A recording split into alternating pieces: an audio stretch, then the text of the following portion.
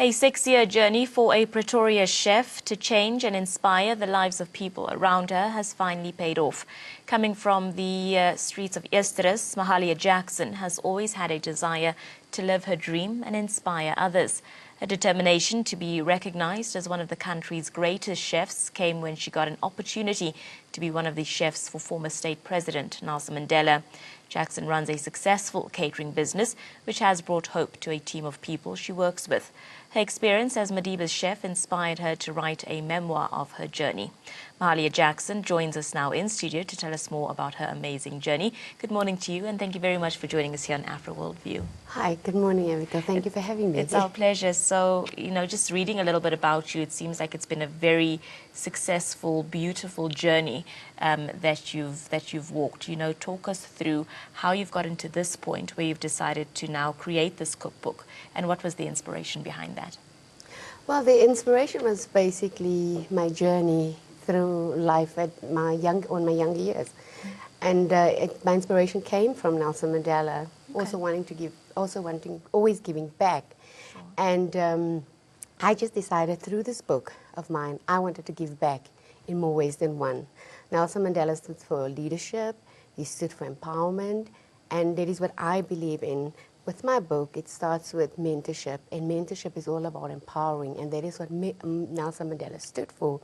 And us celebrating his centenary was so apt for me to launch my book this year, because he was quite influential in my journey as a chef, as a young chef. He just came out of prison, became president, and everybody's excited and in awe that you are actually going to cook for Nelson Mandela. There was a time that you felt very special, and to be in his presence, but there was also a time that we had no access to him. So I am grateful that I was of the few that had access to him when he just became president. It was his class reunion dinner, law school class reunion dinner, that Wits University hosted for him. And I was then the executive chef for the vice chancellor of Wits University. And what was so lovely that they've just entrusted me with the whole event. The events department, they gave me the brief, and I ran with it, and they just gave me rain, go ahead. The only thing that I had to take into consideration was religious dietary requirements and other aspects in terms of security and that. So that was quite the highlight, because here you're about to encounter this icon, this man that my family used to talk about, my parents as such. They made me very aware. And also, especially for what he stood for, so it was great. But the beauty of that evening, when I did the dinner for him, he spoke beautiful words into my life. When he met me, he said to me, "You're going to be great. Wow. Favor will always be on your side." And I took it. And but because he just had such an aura about him, and the world just envied you because you in his space. And yes, it was lovely. It was also that experience also inspired me. That was the inspiration where my writing came from, because I knew a time would come where we would just talk about him. At least I had my personal experience with him, and I started to journal it down. But when I decided to journal, it was at a time when I needed to remember the beautiful times in my life, because I wrote my book in a very bad space in my life, where I was not Mahalia the great chef, but where I was seen as most probably Mahalia who failed. But then you think of all the positivity that you have encountered before, and that is how the book actually came about. It derived from the negative influences, replacing them with positive influences. Well, I'd love to expand on that, difficult time in your life and what that was. But first, as we are continuing to celebrate and commemorate Nelson Mandela's centenary, I just want to find out a little bit more about your interactions with him, the type of person that he was, and that experience of actually meeting him and actually cooking for him, something that a lot of people will never have the chance and opportunity to experience again. Yes. What I knew for a fact is that as much as he loved food, and his favorite food through my reading and my research that I've done was curry, because so many of his friends were Indians, and he just loved the spicy world. But we must also remember that Nelson Mandela decided he had a very healthy lifestyle. And I needed to take note of that. Okay. As much as I wanted to give him the most beautiful succulent beef that we have in our own country, I realized that the dinner is going to be late. He's not a young man, you know. He's an older individual. He takes care of his health. I needed to take that into account. That, you know, instead of doing a beef for him, rather do a fish for him. Instead of doing a beautiful dessert or a nice, beautiful pudding or something sweet and rich, I needed to take into account that this man is old, this man lives a healthy lifestyle, let me go with fresh fruit and that. But my encounter with him was very overwhelming. I was able to talk about my dad with him. He had a conversation. He actually came to my kitchen to meet me. I was in, you know, you were in euphoria. And he came to my kitchen, he saw where we worked. It's just unfortunate that I lost so many of those optics because there was the professional photographer of the university was present when we did this. And it was brief because obviously they had business to take care of with the dinner, but it was profound, it was apt, it was very important for me to have that encounter, and that has been my inspiration ever since. Well, you speak of two inspirations, one obviously being Tata Madiba, the other being the not so easy times in your life. So talk us through some of the important chapters, you would say, of your book. And also there's another aspect to this, there's an aspect of charity and you giving back through this book. Give us those details. Okay. In terms of the book, I needed to write about mentorship, as I've said before, because for me, it was important for whoever's going to read it, young or old, must understand the importance of being able to be taught or take from others, learn, because we might have a gift, but we don't know how to develop it. And some of us are so proud that we don't take. And Madiba was like that. He learned from others, and today we all learn from him. You know, and after that, I went to Madiba, and I needed to reflect on what I have learned from him.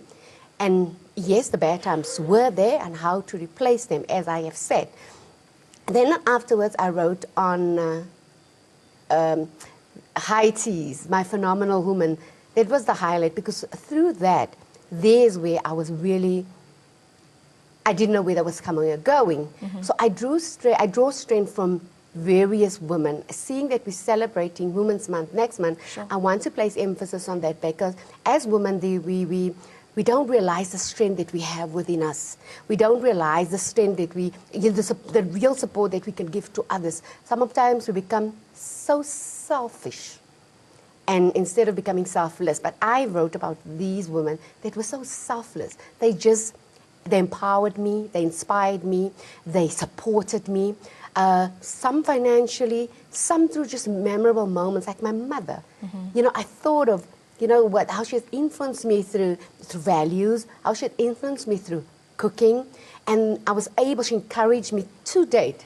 My mother is my greatest inspiration. Very headstrong woman, but she knows what she wants. She knows who she is, and I loved it. And every woman that I write about, that's exactly how they are. That's beautiful. You know. And then my friends, I write a chapter on because when one goes through difficult times, who are they? Your friends. Yes, your friends. And it was important for me to write a chapter on them. So my friends have got this, they had this thing where, you know, Christmas time, especially in my culture, Christmas is a very big thing. Sure. It's very big. Your Christmas lunch, everything is, it has to be, we don't do hotels. It has to be extraordinary. and with what we know. And they were the day before, I had this specific friend that would the day before, they would call, they're quiet the whole time. But the day, Christmas Eve, they would all call in and say, what and how? Those were the famous words. And like, okay, what and how? So I'll tell you, what can I cook? Ask you, what can I cook? And then later on in the day, you get the call, how do I do it?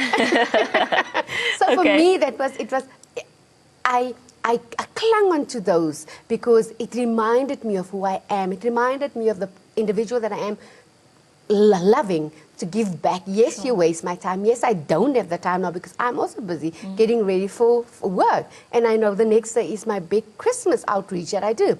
But, you know, with friends, you always have to be attentive to them as well. Yes, yes. They're part of the package. Definitely. So tell us a little bit about the giving back aspect of the book. Okay. When the full purpose of my book, once again, we're going back to Madiba. Remember when he was president, when he gave half of his salary back to charity. I think that's where the Nelson Mandela Foundation was founded, based on that principle. For me, I wanted to write this book because I knew it was about me, but it wasn't, the proceeds will not be for me. It wasn't a self-enrichment project. Okay. I needed to give back. I needed people to understand through all the info that is in here, giving back in knowledge, giving back in inspiration and in motivation, but it was also important for me to give back in terms of monetary value. Sure. And I've selected 3 specific charities. There's a hospice in Easters where I come from. It's called Each Hospice. I was with friends, and they spoke so highly about this organization. And I knew about them, but I didn't know much.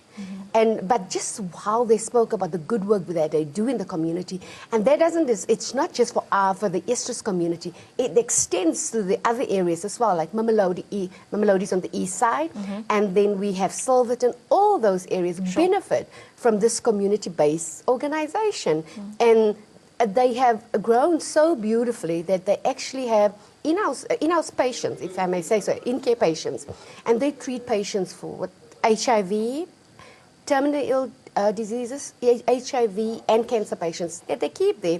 And a very great friend of ours is actually in there, in actual fact, a family member is there. So that's what gravitates me to that specific. Okay, so how many? What And then there's percentage also would be contributed then to? 80% of the profits would go to these charities. And I'm also giving back to the Nelson Mandela Foundation. Everybody says, but the Nelson Mandela Foundation is a bottomless pit. Yeah, Patrice Motsepe just gave 5 million. I said, I might not be Patrice, but I can give a percentage because of the influence that he had in my life. And I understand his vision clearly. So why not giving back to that organization? Yes, it might be a mite, but it's something because I know what it's standing for, what it's founded on. And then there's also the Alzheimer's, South African Alzheimer's Association. My dad has Alzheimer's, and it's not an easy journey. It's the most painful experience that anyone can go through. And I don't think a lot of research has gone into it in our country as yet, but there's a lot of support. And I get a lot of support from this organization just through reading up and just to understanding. And I would love for this organization to come into our community and educate people because they're ignorant. They think people with Alzheimer's are crazy. And they don't understand the disease. They don't understand that it's a mental disorder. But some people also, they refrain from wanting to understand because they don't want to be associated with mental disorders. Yeah. So, Mahalia, how then do we help? How do we get involved? Where do we purchase your book, and how do we contribute in your contributions? Thank you for asking that, Abigail. Well, I am having a book launch on the 16th of August at the Apartheid Museum, which is it's so in sync with what I stand for. It's so in sync with Nelson Mandela. So I'm glad that they actually came on board. They are my sponsor for a venue. So we will have it there. And the books will be on sale at the launch. I am self-publishing. So with the result, I'm the only one that distributes the book. So it will be done through launches, and we're hoping to go to Cape Town and PE as well to have launches over there. But anybody can get me on my cell. They can get us on our Facebook page. They can get us on there's a Twitter and an Instagram page if anybody wants the book. Is the Facebook page Mahalia Jackson? No, it's actually Halia.Jackson. My book is Dare to Dream, Hanging with Halia. Because I always wanted to, through my writing, I always wanted to call my book Hanging with Halia. But it felt so weak, so lame, but yet it was so me. Yes. And then one morning I just woke up and I wrote down Dare to Dream. I mean, I've been writing this book for 6 years, and it's only this year that I got the title of the book. Wow. But my byline is Hanging with Halia. That's lovely. Yes. Mahalia, thank you very much for sharing your story with us today. We really, really appreciate it. We are once again inspired by women like you who go out there and live their dreams and live their passions, and who thinks of others while living out their dreams and passions. Thank you for doing what you're doing. Thank you, Abigail. Thank you very much for having me. It It's was my really a absolute privilege. pleasure. And all the best with the launch of your book as well. Thank you. Well, that Take was care. Mahalia Jackson. She is launching her book on the 16th of August. She will be talking and sharing her journey further there at that event. But stay tuned to Afro Worldview